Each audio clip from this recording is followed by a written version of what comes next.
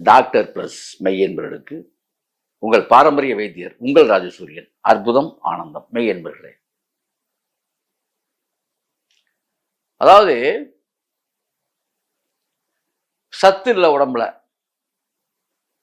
நடக்கும் போதே பொத்துன்னு விழுந்துடுறேன், சோப்லாங்கியா இருக்கிறேன், ஆனா ஓவரா வாய் மட்டும் பேசுறேன், ஆனா உள்ள தெரியுது பேஸ்மெண்ட் வீக்கா இருக்குது, என்னங்க செய்யறது, ரொம்ப கஷ்டப்படுறேன். இதெல்லாம் நிறைய பேருடைய புலம்புல, ஆண் பெண் ரெண்டு பேருக்குமே சொல்றேன். தாய்ப்பாலுக்கு நிகரான ஒரு அற்புதமான அருமருந்து தேங்காய்ப்பால். தேங்காய் இப்போ உங்களுக்கு சத்து இல்லை, எலும்பு சோர்வு, இப்போ சுகர் கம்ப்ளைண்ட் பாதிக்கப்பட்டுட்டேன்.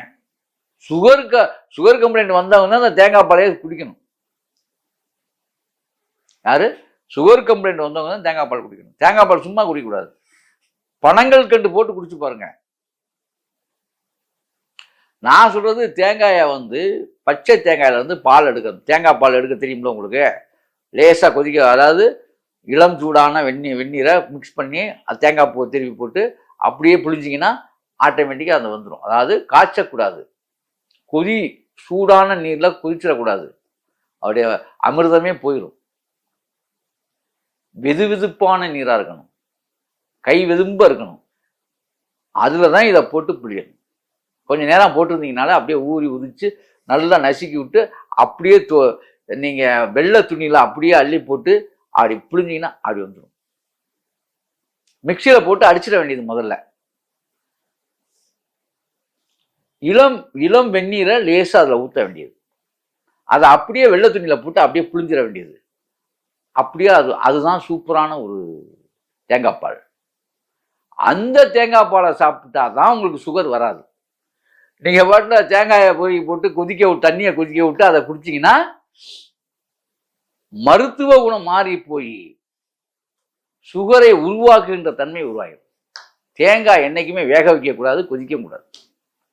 மிக்சியில் போட்டு அப்படியே பச்சை தண்ணி ஊற்றி கூட அடிங்க. அடித்து அப்படியே வெள்ளை துணியில் போட்டு அப்படியே புளிஞ்சிட வேண்டியதுதான். சட்னி மாதிரி, வெறும் தேங்காயே சட்னி மாதிரி மிக்சியில் போட்டு அடிச்சிட வேண்டியது. தண்ணியை விட்டேன், சாதாரண தண்ணியை விட்டேன், வெந்நீர் கூட வேணாம், சாதாரண தண்ணியை விடுங்க. ஏன்னா வெந்நீர்னு சொன்னோன்னே நீங்கள் வாட்ட சுட வச்சு ஊற்றிடுவீங்க. அப்படியே புளிஞ்சு அப்படியே எடுத்து வச்சுட்டு பனங்கள் கண்டை போட்டு நல்லா ஆற்றி அந்த பனங்கள் கண்டை அதில் கரைஞ்சிருச்சுன்னா அவ்வளவு தேவாமிர்தம் போல அது இருக்கும். அந்த இனிப்பு ஓகேயா? அந்த இனிப்பு உங்கள் சுகரையும் கண்ட்ரோல் பண்ணும், உடம்புக்குள்ள இருக்கிற தவறையும் கண்ட்ரோல் பண்ணும். ஆக அது மட்டுமல்ல, இன்பத்தை உங்கள் லிங்க்கு கொடுக்கக்கூடிய டவராக அது மாறிடும். அப்படிப்பட்ட ஒரு அற்புதமான மகா மருந்து இந்த தேங்காய் பால். இந்த தேங்காய் பாலை காலையில் டெய்லி சாப்பிட்டீங்கன்னா எலும்பும் தோலுமா இருக்கவங்க கூட புத்தெளிச்சு பெற்றுவான். ஆண்மைத்தன்மை அதிகரிக்கும், பெண்களுக்கு பெண்மைத்தன்மை அதிகரிக்கும், பெண்களுடைய மார்பக பிரச்சனைகள், கர்ப்பப்பை பிரச்சனைலாம் தீர்ந்துடும், முகம் தெளிவு பெறும், பொலிவு பெறும், கவர்ச்சியாக காணப்படுவீர்கள். ஆண் பெண் இருபாலருமே. தேங்காய் பால் தேங்காய் பாலுக்கு அவ்வளவு மகத்துவம் இருக்கு. உயிர் சக்தியை இழந்த உயிர் சக்தியை மீட்டு கொடுக்கக்கூடியது, இளமையை மீட்டு கொடுக்கக்கூடியது. அதில் சுக்கு கொஞ்சம் போட்டு குடிக்க ஆரம்பிச்சிட்டீங்கன்னா பக்கவாத்தை நீக்கும். ஒரு பயனுள்ள மாமருந்தாக தேங்காய் பால், பச்சை தேங்காய் பால் தான் வேலை செய்யும். அப்ப இந்த பிபி நோயாளிகள் இவங்கெல்லாம் என்ன செய்யணும், தேங்காய் பால் குடிச்ச பின்னால நல்லா பசி எடுக்கும். பசி எடுத்த பின்னால தான் நீங்கள் சாப்பிடணும், எவ்வளோ நேரம் ஆனாலும்.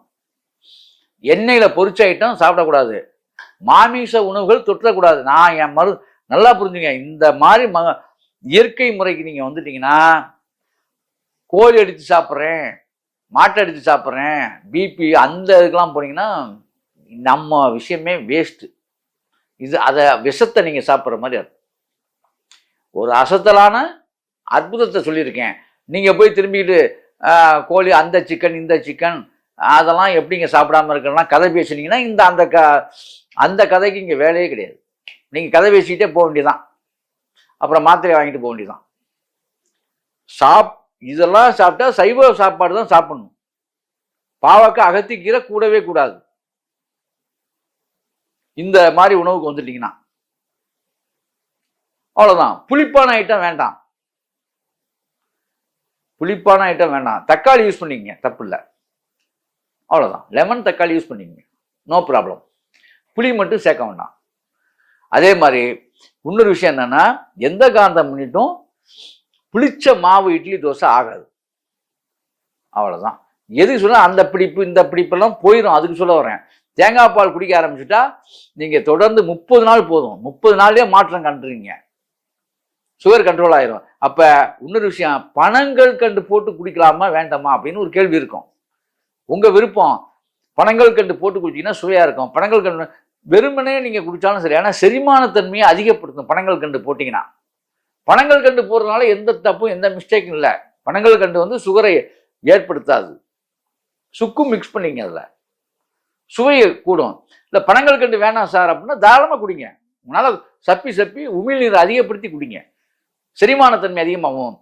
நீங்கள் இதை குடிச்சிட்டு 2 மணி நேரம் விட்டுறணும் ஃப்ரீயாக. அதுக்கப்புறம் உணவு முறைக்கு நீங்கள் போகணும். 2 மணி நேரமாவது விட்டுறணும். ஏன்னா தேங்காய் பால் உடம்புல போய் செரித்து அந்த உங்கள குடலில் இருக்க புண்ணையெல்லாம் அது ஆற்றும். அல்சரை வந்து சீக்கிரம் ஆற்றிடும். குடல் கணைய புண்ணு ஆறும். அதான் ஆச்சரியம். இங்கே சுகர் கம்ப்ளைண்டே கணைய புண்ணு தான்.